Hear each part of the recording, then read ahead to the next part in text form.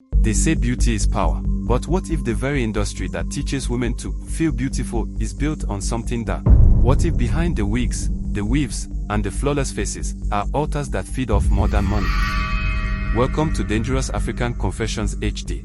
The confession you're about to hear comes from a young woman who was once the pride of her cosmetology school, brilliant, creative, unstoppable. She dreamed of building her own brand until she discovered that some beauty empires don't rise by skill, but by sacrifice. I was 23 when everything started. Top of my class at a cosmetology institute in Lagos. I had the best hands for natural hair, human hair blending, and custom wig construction. My dream was to create a brand that represented African excellence in beauty. People loved my work. My social media blew up fast, celebrity clients, small features, product reviews. Then one day, an older woman reached out. Everyone in the industry knew her, the face behind one of the biggest luxury hair brands exported to Europe. She said she'd been watching my craft. She wanted to mentor me, show me how to build globally. At first, I was overjoyed. I thought my hard work had finally paid off. But I didn't know that this was the doorway into something I could never unsee. Over time of her mentorship, she invited me to a private business retreat for brand owners and stylists. It was held at a high-end spa lodge outside Accra. They said phones were not allowed for privacy. That night changed everything. When I arrived, I saw women, elegant, successful, confident. At midnight, we were all led into a large room filled with scented smoke and golden mirrors. They called it the Circle of Refinement. A woman in white stood in front of us and said, "Everything beautiful must be powered. You want to rise? Then you must align." I thought she meant branding, marketing, and networking. Until she opened a small box, inside was a braid of human hair, soaked in red oil. That was the night I realized, this industry's glamour had a god. They told us that before a product touches the market, it must first touch the altar. And that's when I learned, not every hair we wear is just hair. You know, when you first step into success, it never feels evil. It feels earned. It feels like a reward. That's what I thought when Madam Yora told me, "You've made it into the inner circle." But after that first night, the Circle of Refinement, everything started changing. Her calls became more frequent. Her tone changed too. It wasn't mentorship anymore, it was command. She'd say things like, "Don't post anything today, the alignment hasn't been completed. Don't release that product until it's been energized." I used to laugh at those words. Energized. It sounded like motivational talk. But I would soon find out it wasn't motivation, it was invocation. She told me we were going to visit the processing center. A place where all imported hair was sorted and packaged before export. It was deep in the eastern region of the main road. From outside, it looked like a regular warehouse, big gates, trucks moving in and out. But when you stepped inside, it didn't smell like chemicals or conditioner. It smelled like something ancient, incense and iron. They had long tables covered in white cloth. Each table had human hair bundles neatly arranged by length and texture. And beside each table stood women, dressed in plain brown wrappers, barefoot, humming in low tones. I asked Yora what they were doing. She said, "They're aligning the energy of the hair." Every few minutes, one of the women would dip her hand into a bowl, filled with something thick and dark, and sprinkle it lightly across the hair. The first time I looked closely, I realized, it wasn't oil. It had the smell of blood. I froze. And I remember when Yora leaned close and whispered, "Don't stare too long. Respect the process." There was another woman, older, with ash on her forehead, who moved from table to table holding a small brass bowl. She muttered in a language I didn't understand, tapping each bundle 3 times before nodding to the next worker. Later I learned she was called the Keeper of Essence. She was the one who sealed the magnetism into the product. I stayed silent for weeks after that visit. But I couldn't stop thinking about it. Why would anyone need to energize hair? Why blood? Why chanting? Then one night, Yora called me. She said, "There's something I need you to see." We drove to a luxury villa on the outskirts of Accra. There were about 12 of us, brand owners, social media influencers, distributors. All women. No one spoke much. We just smiled politely as we were led into a dimly lit room filled with mirrors. In the center of the room was a large bowl, filled with what looked like melted wax. Beside it, a golden comb and a lock of hair tied with red string. The lead woman said, "Before beauty goes global, it must be approved by the spirit of commerce." And one by one, they dipped their fingers into the bowl, rubbed the mixture on their palms, and said, "I align my brand to the power of attraction." Then, they each whispered the name of their business into the hair and burned it. The smoke rose and touched the ceiling like a thin veil. And I swear, the room temperature dropped instantly. That night, I didn't sleep. I couldn't. Because I realized this wasn't branding. It was binding. After that, the alignment meetings began. They weren't called rituals, they were network updates. But everyone knew there was more happening behind the scenes. We'd meet in hotel conference rooms or private apartments. No robes, no candles, just laptops, contracts, and wine. But every new member had to make a pledge. They'd be told, "The beauty you sell must come from a higher source. You must never question the flow." A glass would be passed around, with a clear drink that smelled faintly metallic. We all took a sip.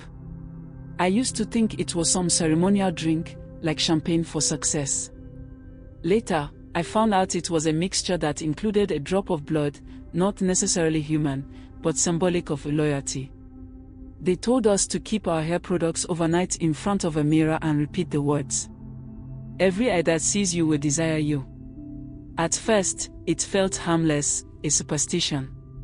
But then, I started seeing the results. Posts I made at 2 a.m. would blow up within minutes. Clients fought to get my wigs. Celebrities tagged me without me asking. It was like magic. But the kind that caused something unseen. You see, there were always whispers about brands that refused to join. One in particular, a rising stylist from Kenya, had gone viral for her organic line. She refused to attend the Circle. Not necessary in Ghana, but same thing over there. Within weeks, her online store crashed. Her imported stock got seized at customs for missing documents. Then, her main influencer posted a public review claiming her hair was fake. Everything fell apart. Another stylist, from South Africa, disappeared completely. She was said to have moved abroad. But one of the women in the network told me privately, she spoke too much. They had to quiet her brand. That's when it clicked. This wasn't an ordinary network. It was a system, a spiritual cartel dressed in designer clothes, expensive travels and vacations. Yora told me something one evening I'll never forget. She said, "People think beauty is about perfection. But real beauty is about power. Every time a woman buys from us, she's submitting to our altar. And that's why she keeps coming back." I asked, "So it's witchcraft?" She laughed. "No, my dear. It's worship. The world just doesn't know who it's bowing to." She explained that the human hair market thrives on energy. That's why most premium brands prefer sources from temples or ritual donors. Hair that has already been sacrificed holds spiritual frequency. They claim it creates attraction, emotional, sexual, and financial, between the wearer and her surroundings. Yora called it the law of magnetic beauty. That was when everything inside me started to break. Because I realized, we weren't selling confidence, we were transferring covenants. Every strand carried a signature. And those who wore it unknowingly entered an agreement with something they could never see. I remember one evening, after an alignment dinner, I overheard Yora talking to a new recruit. The girl was nervous, saying she didn't want to take part in the rituals. Yora smiled sweetly and said, "You don't have to. Just sign your first contract, and we'll handle the rest." But the way she said it showed me. That's when I realized signing was the real ritual. The ink, the intent, the agreement. They didn't need your fear. They needed your consent. From that night, I couldn't go back. But even as I planned to leave, I discovered something that almost broke me completely. One afternoon, I walked into the warehouse and saw a shipment labeled "Special Grade, Temple Origin." When they opened it, I saw hair that still had fragments of scalp attached, and tags with names written in foreign script. And at that moment, I knew. This wasn't just business anymore. It was sacrifice disguised as luxury. That's when I realized I wasn't in a beauty network. I was in a covenant. They say power has a price. But no one ever tells you what kind of currency it demands. For me, it started with whispers, subtle at first. I'd wake up hearing soft voices calling my name. Sometimes, in the quiet of my salon, I'd hear the sound of scissors snipping when no one was there. I used to think it was exhaustion, until I realized it was presence. After every alignment shipment, Yara would send out new bundles, hair that had been energized. She'd tell me, "Post it at 3:33 a.m. That's when the portals of attraction are open." And every time I obeyed, the results were instant. Sales would spike. My DMs would flood. My name started trending. People began calling me the anointed hand of beauty. But they had no idea what that anointing really was. The first time I noticed something strange was when one of my clients met me and we had a conversation. And in that conversation, she brought something that really opened my eyes to what this was all about. She said she'd been hearing voices at night since wearing my new wig. That sometimes she'd feel like someone was watching her. I had to take her mind off it. And so, I told her she was just tired. But that night, I had the same dream she described. In the dream, I saw hundreds of women standing in front of mirrors, brushing their hair, but the reflections didn't move. They just smiled back with empty eyes. When I woke up, I knew something was terribly wrong. I called Yora to ask if she'd heard of such things. She laughed softly and said, "The beauty realm is powerful. When people connect to your product, they connect to your essence. That's how we stay relevant." But I couldn't shake it off. Because this didn't feel like connection. It felt like possession. So, I started visiting the warehouse secretly, after hours. I needed to see for myself what was really happening. One night, I walked in quietly and saw two women kneeling beside the hair tables. They weren't packaging. They were praying. Their hands were raised over the bundles, and one of them was saying, "Every strand shall draw loyalty. Every scalp that touches this will test again." On the table beside them was a bowl of ash, mixed with something red and thick. Inside it floated small tags with the names of different brands written in black ink. I realized every brand in that warehouse had its own offering. Its own spiritual identity. Its own claim on the women who wore it. It wasn't just about making sales. It was about collecting energy. That night, I ran out of the warehouse shaking. But when I got home, something was waiting for me. At exactly midnight, one mirror in my salon in the house cracked. No earthquake. No movement. Just the sound of shhhhkkk. One after another. I froze. Then I saw something that still haunts me to this day. It was like a reflection, or a flash in my eyes. In one of the cracked mirrors, behind my reflection, I saw shadows, dozens of women brushing their hair in silence. One by one, they turned toward me. Their faces, my clients' faces. Their eyes, hollow. Their lips, moving without sound. Then they all whispered together, "You gave us this crown." I screamed and fell to the floor. But when I looked up, the mirror was normal again. That is when I realized, it was a flash or something spiritual that happened. That night, I didn't sleep. I went online and started researching hair sources. That's when I discovered what Yora had never told me. Most human hair on the luxury market doesn't come from salons. It comes from temples, from India, Indonesia, Brazil, and parts of Africa. Some of it comes from rituals, offerings made to gods for favor, fertility, or cleansing. But once those offerings are made, they are supposed to remain on sacred ground. Yet, companies buy them secretly, exporting what was meant to be an offering. And because it was offered spiritually, the covenant remains. Whoever wears it, unknowingly continues the cycle.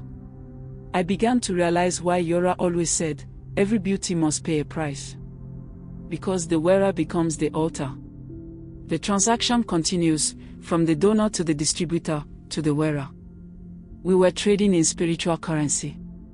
A few days later, I dreamt again. This time, I was standing in a marketplace filled with mirrors. Women walked around smiling, but each one had a thin chain tied from her hair to a shadowy figure behind her. The figures were feeding, slowly, quietly, like invisible leeches. Then I saw myself among them, my own hair glowing, tied to a larger chain that led into the ground. And from the depths, I heard a voice saying, "You can't cut what you helped with." I woke up screaming, my head pounding. That was the moment I knew I had to leave. But leaving wasn't easy. You see, just like I said earlier about people who try to leave. The network doesn't like deserters. The moment they sense your withdrawal, they tighten the leash. I started losing clients suddenly. Orders got cancelled. Some people started talking negative about my hair. The same night, my car brakes failed on a quiet road. I survived, but I knew it wasn't an accident. The truth is, most of the accidents that happens to the celebrities are nothing but their altars claiming something. Yora called me the next day, "Come as ever. You can't walk away, dear. You are a pillar now. You hold other brands in place. If you leave, something collapses." It dawned on me that I wasn't just in business anymore. I was in bondage. You see, about a week later, I revisited one of my first contracts with Yora. Buried in the fine print was a clause that said, "All creative property and spiritual essence derived through mentorship remain aligned to the circle for as long as the signatory operates under her own name." My name. That was the trap. As long as I used my name, I belonged to them. And that's when it hit me, they never needed my soul. They needed my signature. That night, I cut my hair. All of it. I burned every wig, every extension, every product tied to the circle. But as the smoke rose, I heard footsteps behind me, and a voice whispering softly, "You think fire can break a covenant?" That's when I realized escaping would cost more than I ever imagined. And before freedom, there would be war. When I told Yora I wanted out, she laughed. She said, "Sweetheart, you can't leave what made you." Then she showed me a ring, silver, engraved with the same symbol I'd seen that first night in Accra. She said, "As long as this mark exists, your name belongs to us." From that day, everything changed. My clients disappeared overnight. My suppliers cut me off. Even my social media accounts were hacked and vanished. They made sure I lost everything, except my soul. I went through months of torment, strange dreams, whispers at night, things moving in my salon when no one was there. Until one night, in tears, I got a call from one of my friends who never took any hair I gifted her. She told me she needed to see me. When she came home and we talked, she offered to pray for me. And she introduced me to her father, who helped me disconnect myself from every covenant made. The night that my friend visited was the night the veil lifted. I felt peace for the first time in years. And from that moment, I knew I had to speak. Today, I no longer make wigs. But I am good and living for the truth.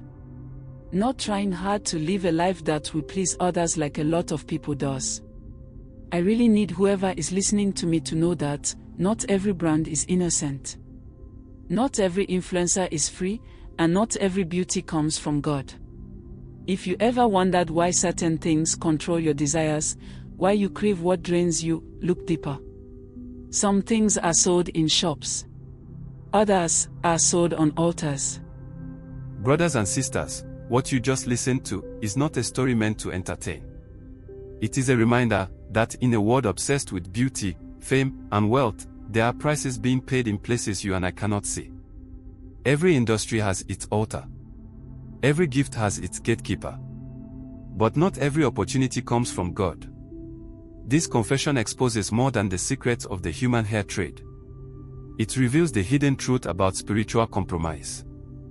That when desire becomes stronger than discernment, deception finds a home. She was just a young woman with a dream, but her pursuit for greatness took her into a covenant disguised as a contract. And that's the warning for every one of us today. Be careful what you agree to. Because sometimes, the enemy doesn't come with horns and fire. He comes with a business card and a promise of success. What we wear, what we chase, what we admire, all carry meaning in the spiritual realm. The world teaches us to measure success by how much attention we can attract. But the truth is, what attracts you spiritually can also attach you spiritually. So before you follow a trend, before you join a circle, before you sign a deal, stop and ask yourself, who is behind it? Because true elevation never demands a sacrifice of your peace. God's blessings add no sorrow. But everything else will take a piece of you, until nothing remains. If you made it to this point, it means your spirit is searching for truth, and you're not here by accident. Take this as your moment of reflection. Think about what you've heard today, and what it might be revealing about your own journey. And if this story opened your eyes, don't stop here. We've shared other confessions that go even deeper, stories that uncover the unseen battles inside the church, inside entertainment, and inside the very system shaping our generation. Tap the video link above, or check the one at the end of this screen, and continue your journey to truth. Remember, knowledge brings freedom, but only if you act on it. Until next time, stay discerning, stay grounded, and stay close to Christ.